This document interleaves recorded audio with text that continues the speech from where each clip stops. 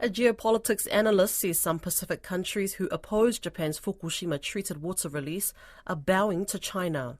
The Melanesian Spearhead Group Secretariat has condemned Japan's decades-long release of treated nuclear wastewater into the Pacific Ocean, with the exception of Fiji's leader who says the science stacks up. Former intelligence and defense policy analyst and consultant to U.S. government security agencies, Paul Buchanan, told Lydia Lewis the Fukushima issue has become more of a geopolitical and diplomatic problem than a scientific one. The problem for Japan is that its historical legacy in Asia is very fraught, to say the least. The memories of World War II are still fresh in the minds of many of its neighbors. And so even though the science is there for them to discharge this treated radioactive water, there's a lot of skepticism amongst the Asian neighbors that Japan is in fact being forthright with its claims that the water is perfectly safe. Now, scientifically speaking, let me just point out that Japan is discharging these waters into what is known as the Kuroshio Current, which connects the North Equatorial Current to the North Pacific Current, which circulates clockwise across Japan and then towards the coast of California. And I say that because these waters will come nowhere close to the Sea of Japan, much less the coastal waters of China, the Koreas, and even further south. Moreover, not only have Japanese nuclear agency scientists done the testing to determine the quality of this water, but the International Atomic Energy Agency, in concert with the UN, have declared the waters not only to be safe, but to contain less isotopes on average than what is found in the natural environment. So scientifically speaking, this is a non-issue. The trouble is, on the one hand, hostile states to Japan like China and North Korea will use this event to whip up anti-Japanese nationalist sentiment, because Japan has joined and is trying to integrate into the U.S.-led anti-Chinese alliance in the East and Southeast Asian seas. And so hostile states will use this as more proof that the Japanese play dirty, that they're discharging dirty water that will come onto their shores, even though scientifically that's absolutely untrue, because they have their own political reasons. These are both authoritarian states, so they can manipulate public opinion a lot easier than in democracies, and they are doing so as we speak. On the other hand, and I think this is more problematic for the Japanese, is that Japan is trying to integrate further into these security alliances in East and Southeast Asia, but they are confronted with skepticism, particularly by the South Koreans. You know, the history between the Koreas and Japan is not a good one. South Korea's government is said it's sticking with the science and backing the plan. Why then are we seeing such fierce protest within the population? Right. That's the problem, and I think that's why it's the bigger problem for Japan and its erstwhile partners. South Korea, the Philippines, other countries in like Malaysia, further afield, again, untouched by any of this treated water, they are democracies, so they're responsible to the electorates of the moment. And so even though the governments of the day may side with Japan when it comes to the science, the electorate to whom they are responsible may not. And this is where we get into environmental activists who are betraying a certain anti-scientific bias. For example, Greenpeace.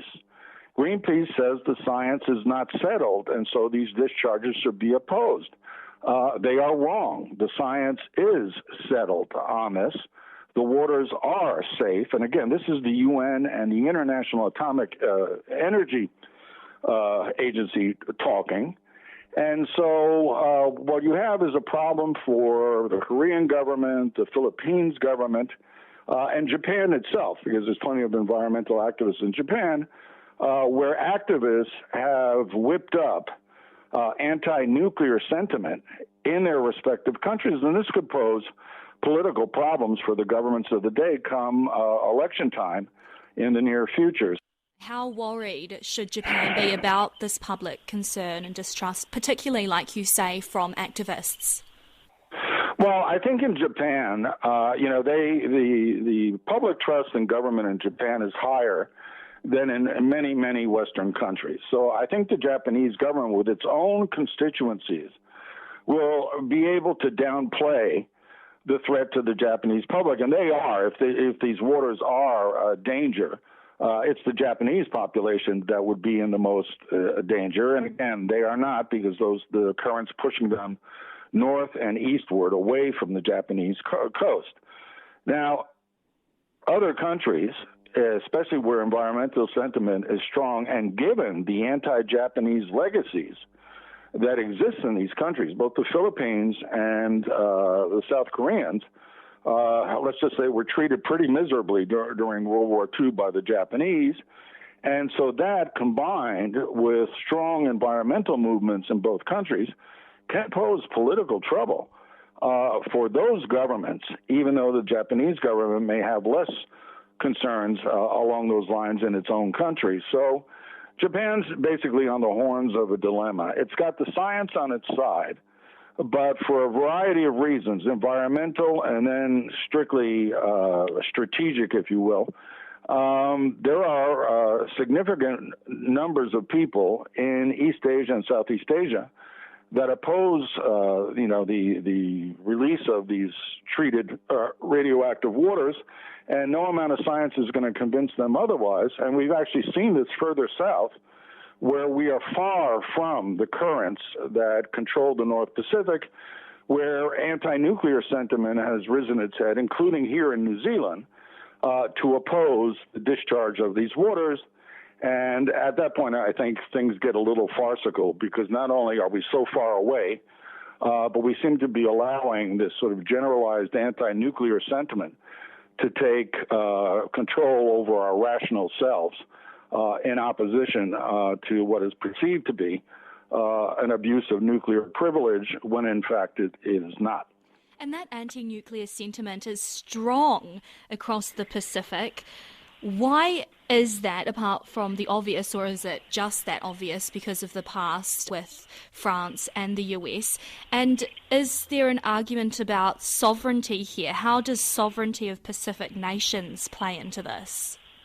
Well, I think it's an interesting question for a variety of reasons. Again, Japan is burdened by its own history. The Japan presence in the South Pacific during World War II was not a happy one. And there are historic memories that are associated with that see Japanese or cast Japan in a negative light. Then there's the very, very reasonable anti-nuclear sentiment that goes back to the French testing days, the American testing days, and the destruction that they wrought on small island states. That all is true and is reasonable, but here's where they run afoul of the science. The science simply points out, again, we talked earlier about the North Pacific gyre and the various currents that are its component parts. None of the water that's being discharged off the coast of Japan will ever make it down to the South Pacific. Again, just basic physics and atmospherics tell us that there is no cause of concern in the South Pacific. And yet, that anti-nuclear sentiment is translated into opposition not only by activists, but by some of the governments that are members of the Pacific Island Forum.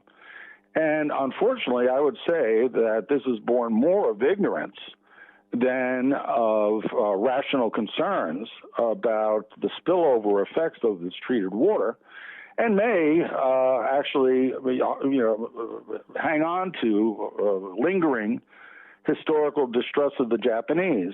To which I would add that the Japanese have not ingratiated themselves to people with their whaling activities. And so you have a combination of anti-Japan sentiment with anti-nuclear sentiment, all against the backdrop of Japan's behavior in World War II up to the present day when it comes to issues like whaling. And so I think there's a fundamental distrust when it comes to the honesty of the Japanese, at least in the perception of Pacific Island activist communities and some of their government leaders, when it comes to events like this. Either people do not trust the Japanese and for some reason do not believe what the UN and the IAEA have said when it comes to the science of this treated water, or they're simply ignorant of the science and are allowing their distrust of the Japanese to overcome them. Speaking about that distrust, Melanesian Spearhead Group leaders have recently said as a collective that they strongly urged Japan not to discharge the water. They released that statement after the discharge started. This just shows that this is still simmering. It's still bubbling. What would be your advice, if you would be willing to give it, to these Pacific leaders who are still sitting on the fence or staunchly against it because of the reasons that you have just spelled out? Well, I think that we have to understand, again, the geopolitics of the equation matter most. The MSG, as well as the Pacific Island Forum, have one eye on China and the other eye on Japan. We have to remember that China is a major provider of developmental assistance. And so China has come out forcefully against the Japanese, again, in complete violation of the science. And I think that these states are acting more to stay in line with the Chinese and keep that pipeline open to them when it comes to developmental assistance, because the Japanese don't provide hardly any anymore in the South Pacific, so they're an easy mark. It's easy to sit in the South Pacific and criticize Japan because there will be no harm accrued because of that. And so I think it's an easy way out for the MSG to appear to be on the side of the Chinese when it comes to this dispute. Again, the Chinese are doing it for non-scientific reasons. They're not, friendly with Japan at all. And so that combination of geopolitical factors, I think, is what's behind the opposition to the wastewater discharges up in Japan. But again, all in violation or ignorance of basic atomic science. And that's the worrisome thing in this day and age, is that increasingly we're seeing anti-science rhetoric and narratives taking over, not only amongst activists and conspiracy theorists and those sort of folk, but in governments, and not just in small island states either.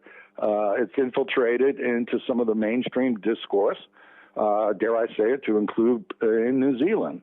And so what we've got is more of a geopolitical and diplomatic problem than we do have a scientific problem. And unfortunately, I believe that geopolitical and diplomatic problems are more insurmountable than scientific ones are.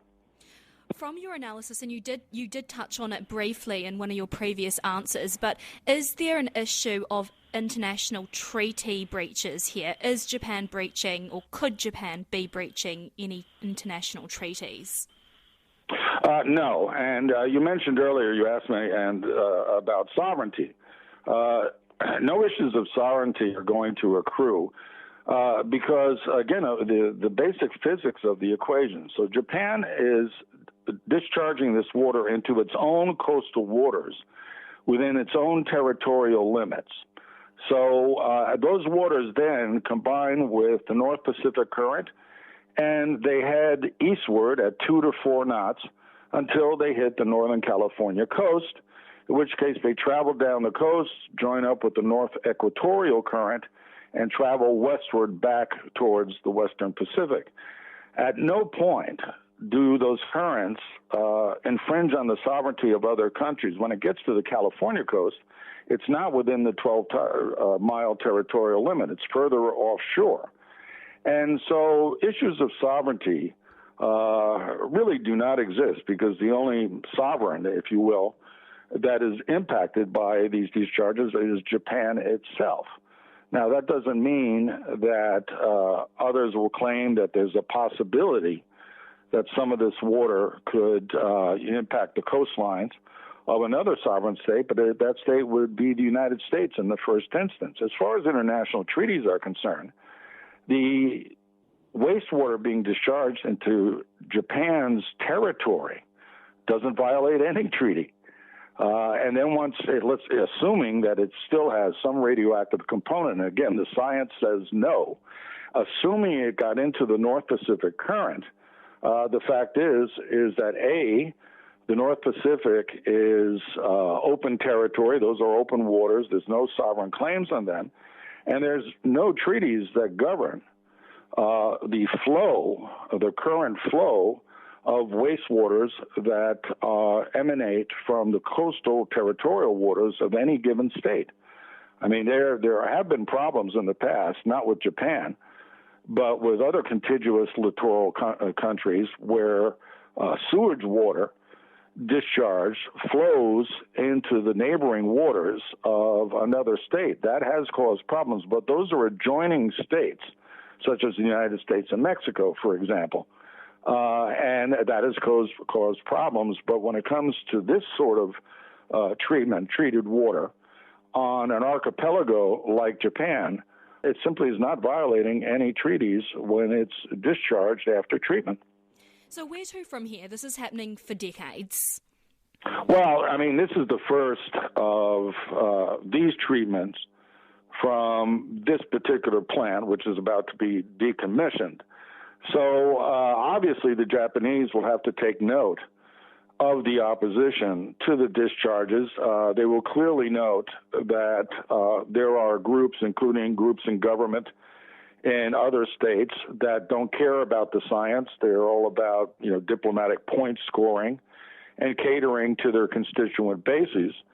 But I think that other than that, there will be more and more rigor applied to nuclear waste treatment. And I guess the thing that we need to think about, because it's coming down to the South Pacific, is that the South Pacific is a nuclear-free zone. That includes not only weapons, although we know that nuclear submarines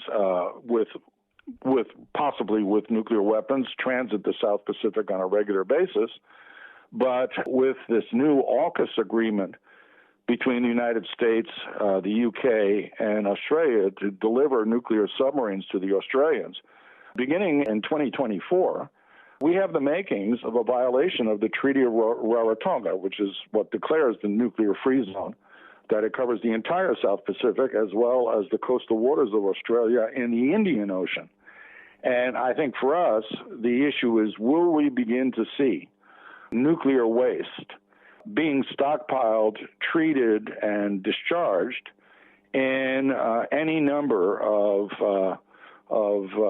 South Pacific states? And I'm thinking particularly of the Solomon Islands, which has now signed a bilateral security agreement with the People's Republic of China that will allow Chinese warships to forward port in the Solomons. Some of those Chinese warships are nuclear propelled. The big concern with AUKUS is that it violates the Treaty of Rarotonga and therefore sets a precedent for other countries to do the same, so long as they don't bring nuclear weapons into the South Pacific. But nuclear propulsion, nuclear waste from those propulsion platforms, the maintenance facilities that go with nuclear propulsion all produce waste.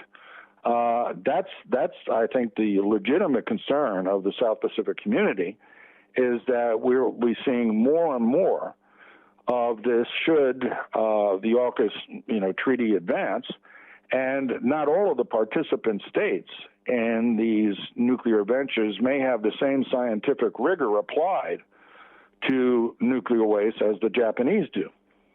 Do we now see issues in terms of the war in Ukraine trickling into the Pacific?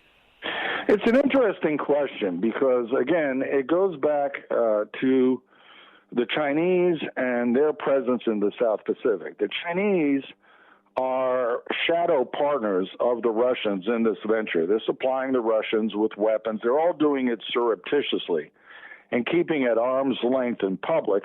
But the the Chinese are allies in the Russian venture, even though they act as silent partners. Well, it could well be that because the Chinese are the silent partner of the Russians in the Ukraine, they have diplomatic leverage on small island states that depend on them for developmental assistance. And so we may see that in UN voting and whatnot, members of the Pacific Island Forum and the Melanesian Spearhead Group will either abstain or vote in favor of the Russians when it comes to matters about Ukraine.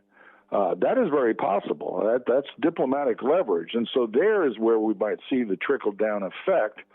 I don't see it particularly impacting on the nuclear-free status of the South Pacific. I think that actually is going to become a Western problem, since it's these three countries of the West that have decided to nuclearize the South Pacific with the signing of this nuclear submarine agreement.